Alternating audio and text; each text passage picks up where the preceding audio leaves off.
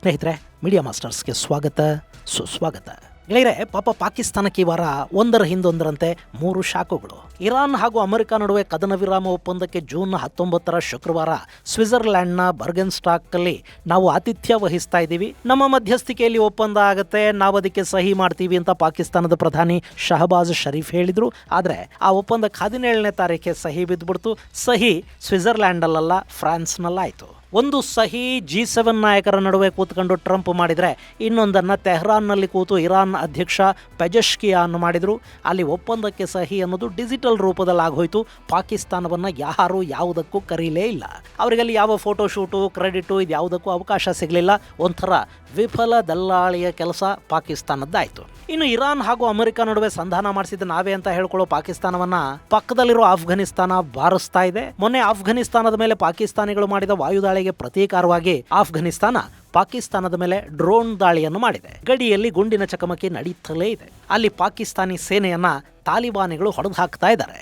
ಇನ್ನು ಇದನ್ನೆಲ್ಲ ವಿಶ್ವಸಂಸ್ಥೆಯಲ್ಲಿ ಹೇಳ್ಕೊಂಡು ಕಣ್ಣೀರಿಟ್ಕೊಳ್ಳೋಣ ಅಂದರೆ ಅಲ್ಲಿ ಭಾರತ ಪಾಕಿಸ್ತಾನವನ್ನ ಫ್ರಾಂಕನ್ಸ್ಟೈನ್ ಸ್ಟೇಟ್ ಅಂತ ಕರೆದುಬಿಟ್ಟಿದೆ. ಸಿಂಧು ನದಿ ನೀರಿನ ಒಪ್ಪಂದ, ಆಕ್ರಮಿತ ಕಾಶ್ಮೀರ, ಪಾಕಿಸ್ತಾನದಲ್ಲಿ ಆಗ್ತಾ ಇರೋ ಮಾನವ ಹಕ್ಕುಗಳ ದಮನ ಎಲ್ಲವನ್ನ ಇಟ್ಕೊಂಡು ಭಾರತದ ಪ್ರತಿನಿಧಿಗಳು ಪಾಕಿಸ್ತಾನವನ್ನ ಜಾಡಿಸಿದ್ದಾರೆ. ಹಾಗಾದರೆ ಫ್ರಾಂಕನ್ಸ್ಟೈನ್ ಸ್ಟೇಟ್ ಅಂತಂದ್ರೆ ಏನು? ಇವತ್ತು ಪಾಕಿಸ್ತಾನದ ಪರಿಸ್ಥಿತಿ ಏನಾಗ್ತಾ ಇದೆ, ಬನ್ನಿ ನೋಡೋಣ.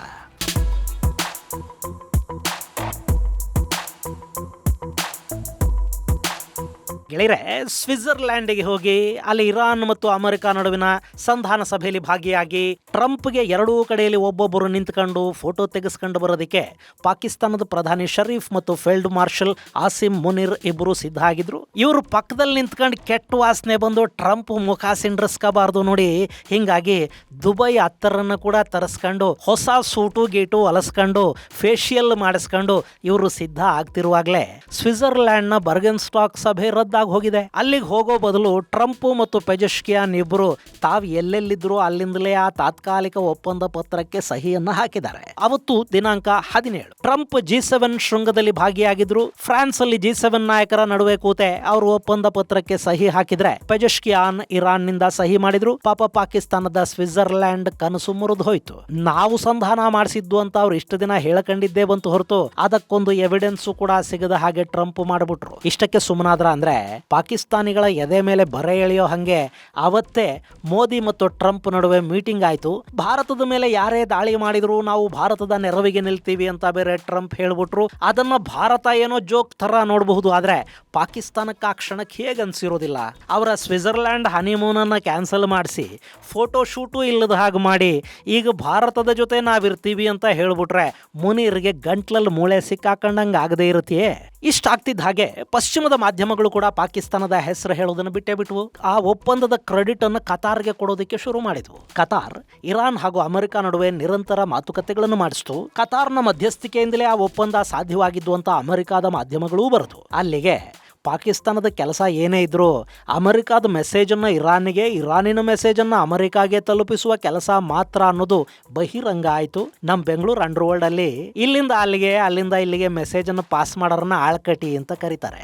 ಸೊ ಪಾಕಿಸ್ತಾನ ಇಲ್ಲಿ ಮಾಡಿದ್ದು ಆಳ್ಕಟಿ ಕೆಲಸಕ್ಕಿಂತ ಹೆಚ್ಚಿನದ್ದೇನೂ ಅಲ್ಲ.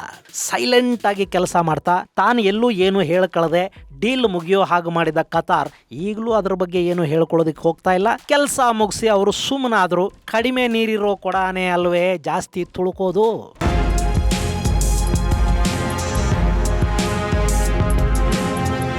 ಇನ್ನು ಇರಾನ್ ಒಪ್ಪಂದದ ಕ್ರೆಡಿಟ್ಗೆ ಹಿಂಗೆ ಟ್ರಂಪ್ ನೀರು ಚೆಲ್ಲಿದ ಬೆನ್ನಲ್ಲೇ ಆಫ್ಘಾನಿಸ್ತಾನ ತನ್ನ ಮೇಲೆ ಇತ್ತೀಚೆಗೆ ಪಾಕಿಸ್ತಾನ ಮಾಡಿದ ದಾಳಿಗೆ ಪ್ರತ್ಯುತ್ತರವನ್ನು ಕೊಡೋದಕ್ಕೆ ಶುರು ಮಾಡಿದೆ. ಗುರುವಾರ ಮಧ್ಯರಾತ್ರಿ ಮತ್ತು ಶುಕ್ರವಾರ ಬೆಳಗಿನ ಜಾವ ಆಫ್ಘಾನಿಸ್ತಾನದ ತಾಲಿಬಾನ್ ಪಡೆಗಳು ಪಾಕಿಸ್ತಾನದ ಖೈಬರ್ ಪಖ್ತೂನ್ಖ್ವಾ ಮತ್ತು ಬಲೂಚಿಸ್ತಾನದ ಭಾಗದಲ್ಲಿ ಏರ್ ಸ್ಟ್ರೈಕ್ ಅನ್ನು ಮಾಡಿರುವುದಾಗಿ ಹೇಳಿಕೊಂಡಿವೆ. ಅವರಿ ಬಾರಿ ಪಾಕಿಸ್ತಾನದ ಸೇನೆ ಮೇಲೆ ದಾಳಿ ಮಾಡಿಲ್ಲ, ಬದಲಾಗಿ ಪಾಕಿಸ್ತಾನ ತನ್ನ ಮೇಲೆ ದಾಳಿ ಆಯಿತು ಅಂತ ಹೇಳ್ಕೊಳ್ಳೋದಿಕ್ಕೆ ಕೂಡ ಸಾಧ್ಯವಾಗದ ಜಾಗಗಳ ಮೇಲೆ ಆಫ್ಘಾನಿಸ್ತಾನ ದಾಳಿ ಮಾಡಿದೆ. ಖೈಬರಲ್ಲಿ ಹಾಗೆ ಬಲೂಚ್ ಭಾಗದಲ್ಲಿ ಪಾಕಿಸ್ತಾನ ISKP ಅಂದ್ರೆ ಇಸ್ಲಾಮಿಕ್ ಸ್ಟೇಟ್ ಖೊರಾಸಾನ್ ಪ್ರಾವಿನ್ಸ್ ಪಡೆಗಳನ್ನು ತಂದಿಟ್ಕೊಂಡಿದೆ. ಅವರು ಪಾಕಿಸ್ತಾನದ ನೆಲವನ್ನು ಬಳಸ್ಕೊಂಡು ಆಫ್ಘಾನಿಸ್ತಾನದ ಮೇಲೆ ದಾಳಿ ಮಾಡ್ತಾರೆ. ಆಫ್ಘನ್ ಪಡೆಗಳು ಪ್ರತಿರೋಧಕ್ಕೆ ಮುಂದಾಗೋ ಹೊತ್ತಿಗೆ ಗಡಿ ದಾಟಿ ಪಾಕಿಸ್ತಾನವನ್ನು ಸೇರ್ಕೊಂಡು ಬಿಡ್ತಾರೆ. ಹಾಗೆ ಬಲೂಚಿಸ್ತಾನದಲ್ಲಿ ಕೂಡ ಬಲೂಚ್ ಲಿಬರೇಷನ್ ಪಡೆಗಳೇನಿವೆ ಅವುಗಳ ವಿರುದ್ಧ ಈ ಇಸ್ಲಾಮಿಕ್ ಸ್ಟೇಟ್ ಪಡೆಗಳು ದಾಳಿ ಮಾಡ್ತಾ ಇರುತ್ತವೆ. ಬಲೂಚ್ ನಾಗರಿಕರನ್ನ, ಅಲ್ಲಿನ ಮಾನವ ಹಕ್ಕು ಹೋರಾಟಗಾರರು, ಸಾಮಾಜಿಕ ಹೋರಾಟಗಾರರನ್ನ ಟಾರ್ಗೆಟ್ ಮಾಡಿಕೊಂಡು ಈ ಉಗ್ರರು ದಾಳಿ ಮಾಡ್ತಾ ಇರ್ತಾರೆ. ಎರಡೂ ಕಡೆಗಳಲ್ಲಿ ಅವರ ದಾಳಿಗಳಿಗೆ ಪಾಕಿಸ್ತಾನದ ಸೇನೆ ಮತ್ತು ISI ಸಹಾಯವನ್ನು ಮಾಡುತ್ತವೆ. ಸೊ ಈಗ ಆಫ್ಘನಿಸ್ತಾನ ಪಾಕಿಸ್ತಾನದ ಬಲೂಚ್ ಮತ್ತು ಖೈಬರ್ ನೆಲದಲ್ಲಿನ ಈ ISKP ನೆಲೆಗಳನ್ನ ಟಾರ್ಗೆಟ್ ಮಾಡಿಕೊಂಡು ದಾಳಿ ಮಾಡಿದೆ. ಕಳೆದ ವಾರ TTP ನೆಲೆಗಳ ಮೇಲೆ ದಾಳಿ ಮಾಡ್ತಾ ಇದ್ದೀವಿ ಅಂತ ಹೇಳಿ ಪಾಕಿಸ್ತಾನ ಆಫ್ಘನಿಸ್ತಾನದ ಸುಮಾರು 28ಕ್ಕೂ ಹೆಚ್ಚು ನಾಗರಿಕರನ್ನ, ಮಹಿಳೆಯರನ್ನ, ಮಕ್ಕಳನ್ನ ಕೊಂದು ಹಾಕಿತ್ತು. ಈಗ ISIS ನೆಲೆಗಳ ಮೇಲೆ ಆಫ್ಘನಿಸ್ತಾನ ದಾಳಿ ಮಾಡಿದೆ. ಗೆಳೆಯರೆ, ಈ ISKP ಅನ್ನೋದು ಆಫ್ಘನಿಸ್ತಾನಕ್ಕೆ ಮಾತ್ರ ಅಲ್ಲ, ಅದು ಇಡೀ ಜಗತ್ತಿಗೆ ಶತ್ರು. ಈ ಹಿಂದೆ ಸಿರಿಯಾ, ಇರಾಕಲ್ಲಿ ಇಸ್ಲಾಮಿಕ್ ಸ್ಟೇಟನ್ನು ಅಮೆರಿಕ, ರಷ್ಯಾ ಹಾಗೂ ಎಲ್ಲ ಮಿತ್ರ ಪಡೆಗಳು ಸೇರಿ ಮಟ್ಟ ಹಾಕಿದ್ವು. ಅಲ್ಲಿಂದ ಈ ಪಡೆಗಳು ಆಫ್ಘನಿಸ್ತಾನಕ್ಕೆ ಕಾಲಿಟ್ಟು ಅಲ್ಲಿ ಕೂಡ ತಾಲಿಬಾನ್ ಈಗ ಇವ್ರ ಜೊತೆ ಹೋರಾಟವನ್ನು ಮಾಡ್ತಾ ಇದೆ. ಇದು ಜಾಗತಿಕ ಸಮಸ್ಯೆ ಆಗಿರೋದ್ರಿಂದ ಜಗತ್ತು ಕೂಡ ತಾಲಿಬಾನ್ ಅಥವಾ ಆಫ್ಘನ್ ಪಡೆಗಳಿಗೆ ಈ ISIS ಅಥವಾ ISKP ವಿರುದ್ಧ ನೆರವನ್ನ ಕೊಡಬೇಕಾಗುತ್ತೆ ಮತ್ತು ಇಸ್ಲಾಮಿಕ್ ಸ್ಟೇಟ್ ಉಗ್ರರಿಗೆ ಆಶ್ರಯ ಕೊಟ್ಟ ಪಾಕಿಸ್ತಾನವನ್ನ ನಿರ್ದಾಕ್ಷಿಣ್ಯವಾಗಿ ಪನಿಷ್ ಮಾಡಬೇಕಾಗತ್ತೆ. ಹೀಗಾಗಿನೇ ಈಗ ನಾವು ಪಾಕಿಸ್ತಾನದ IS ನೆಲೆಗಳನ್ನ ಟಾರ್ಗೆಟ್ ಮಾಡ್ಕೊಂಡು ದಾಳಿ ಮಾಡಿದೀವಿ ಅಂತ ಆಫ್ಘನಿಸ್ತಾನ ಹೇಳ್ಕೊಂಡ್ರೂ ಕೂಡ ಅಂಥದ್ದೇನೂ ಆಗಿಲ್ಲ, ನಮ್ಮ ಮೇಲೆ ಯಾರು ದಾಳಿ ಮಾಡಿಲ್ಲ ಅಂತ ಪಾಕಿಸ್ತಾನ ಹೇಳ್ತಾ ಇದೆ. ಒಂಥರ ಚೇಳು ಕಡಿಸ್ಕೊಂಡು ಕಳ್ಳನ ಪರಿಸ್ಥಿತಿ ಪಾಕಿಸ್ತಾನದ್ದು. ಇನ್ನು ಆಫ್ಘನಿಸ್ತಾನ ನಮ್ಮ ಮೇಲೆ ದಾಳಿ ಮಾಡ್ತು ಅನ್ನೋದನ್ನ ಮುಚ್ಚಿಟ್ಕೊಂಡ್ರು ನಮ್ಮ ಮೇಲೆ TTP ಉಗ್ರರು ದಾಳಿ ಮಾಡ್ತಾ ಇದ್ದಾರೆ ಅಂತ ಹೇಳ್ಕೊಳ್ಳೋಣ ಅಂದ್ರೆ ವಿಶ್ವಸಂಸ್ಥೆಯಲ್ಲಿ ಪಾಕಿಸ್ತಾನವನ್ನ ಭಾರತ ಕಾಡೋದಕ್ಕೆ ಶುರು ಮಾಡಿದೆ.